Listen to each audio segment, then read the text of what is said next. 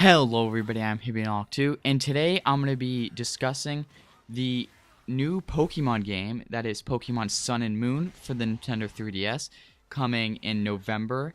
And today I'm joined by a very special guest. It's Sarah Palin. Hello everybody, how's it going? So, Sarah Palin, just tell me your first impressions from seeing the new trailer. Loved it. I mean, I always love watching the new Pokemon trailers because it gets my hopes up for something really good. Yeah, so just off the bat, what starter was your favorite and why? Oh, that little grass owl one? Yeah, Owlet. Yeah, I'm a big fan of bird-type Pokemon, and especially owls too, because there's like only one or two other ones like that. How about you? Definitely Owlet was my favorite, but I also really want to see what the evolutions are because personally I'm always going with water, but Popplio just looks like a Popplino. So what types do you think each of these Pokemon are gonna be? We already know that Owlet is flying in grass. Yeah, which is usually which is pretty unusual for a first starter. Yeah, to have both types. So if we go to Litten, what do you think that is? I'm gonna guess that it's like fire, and maybe I don't know. It's a tiger because if you look at the each of the fire starters are always based off of like the Chinese calendar thing.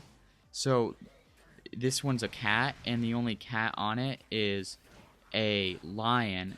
So we know it might evolve into a lion. So what would a lion be? I don't know, I was thinking dark because he has really dark colors, and he looks kind of devious, I guess. Yeah, I would have to say he looks like a dark type too. Honestly, I could care less about him. But for Popplio, I'm feeling like he might be like almost like a water psychic or like a water fairy type. Yeah, that'd be cool. I don't think they've done that for the starters yet. Yeah. So now let's talk about like just the features of the game. So obviously the walking, the character design is very more realistic. I personally don't like it that much. Yeah, same here. Because with the old games, you had that set view, but then in X and Y it changed. So like every time you'd walk around, the camera's always moving with you. And in this one, it looks a little bit more annoying because like you can't really see in all directions as well at some points. Yeah. So do you think that I'm hoping for this feature? I always want it in every game. Do you think that the Pokemon will walk behind you again? Oh yeah, I'm hoping. I don't know why they ever took that out either. Yeah. And also, so it obviously looks like you're able to customize your characters again. So I'm pretty excited about that. How about you? Yeah, me too. And so in the trailer, there was this one, like, there was this one scene where you're talking like on sort of like a computer, like almost like face chatting with him, like Skyping with, like the professor guy. Do you think they're gonna have like sort of like a PokeNav system, but instead of just talking, you're gonna be able to like see them? Yeah, that'd be cool. Much like the original Pokemon series, like on television. Yeah. And also, so what's interesting about it is that since it's set in Hawaii, there are 8 Hawaiian islands total. Some obviously bigger than others, and also, if you look at them like how they're running around in the map, it looks like there's more than one path. So my theory is that we might almost have a non-linear game where you can take different paths. Like just on the one island we saw, there were different paths to get to the same point, and there might also be more than one path. Like you might be able to go from island to island without having to go to one direct one, essentially. What do you think? Like a choose your fate kind of thing? Almost. And there was also some people noticed that there were actually like the symbols for them were for the Sun and Moon were very similar to the Fire Emblem games, like Fire Emblem Fates. Oh yeah. So Fate. There you go. Okay, that might be sweet. an option. And then there was also in one trailer, there was this little dog Pokemon. It looked like Shiba Inu.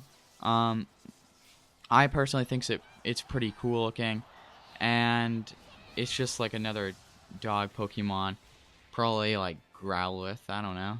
Do you know what type it would be? I think I missed that trailer. It looks, from what you see, it looks very much like a normal type Pokemon. Almost like the dog version of Meowth. Oh.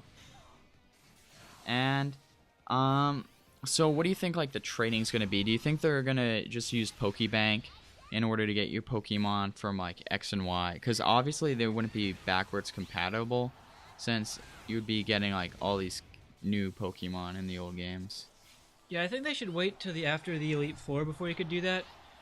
Because, like, in Pokemon Omega Ruby and Alpha Sapphire, people could trade between that and X and Y, so they could start out with, like, all the level 100s and stuff.